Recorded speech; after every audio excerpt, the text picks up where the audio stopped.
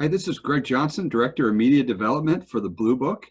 And I'm here today with Doug Nelson, who is with the Trading Assistance Group. And Doug, you wrote an interesting story about how iceberg lettuce is different than many other commodities when it comes to inspections and grades. You said that there are two different ways where it's mainly different. Can you talk about the first one? It's unique for over 80 commodities. I don't know the exact number. There are good arrival guidelines.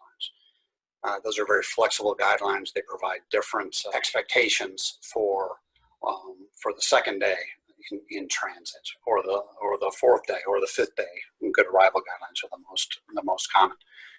For iceberg lettuce, it's unique, and it's the only one that's defined in the PACA regulations and defined by regulation. It's a good delivery standard.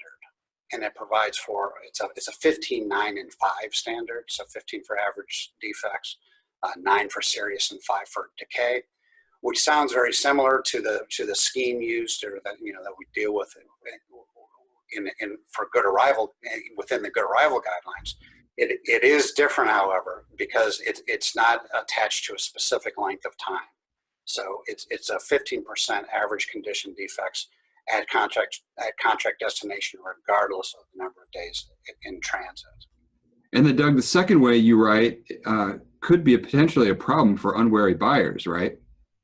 Yeah, definitely. I think and hope most buyers of iceberg lettuce or head lettuce are familiar with the idea that bruising and discoloration following bruising is excluded from the good arrival from the warranty of suitable shipping condition. If they're not, they could be in a situation where they've got an inspection that they feel confident shows a breach, we'll say 25% average condition defects, only to learn later that because 10% of it is from discoloration following bruising, that they've only shown 15% condition defects, not enough on a no-grade sale to prove a breach of the warranty of suitable shipping condition with iceberg lettuce.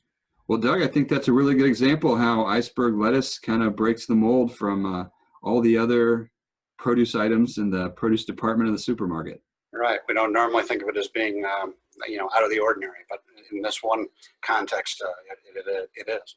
Okay. Well, thanks for joining us today, Doug. And this has been Greg Johnson with Blue Book.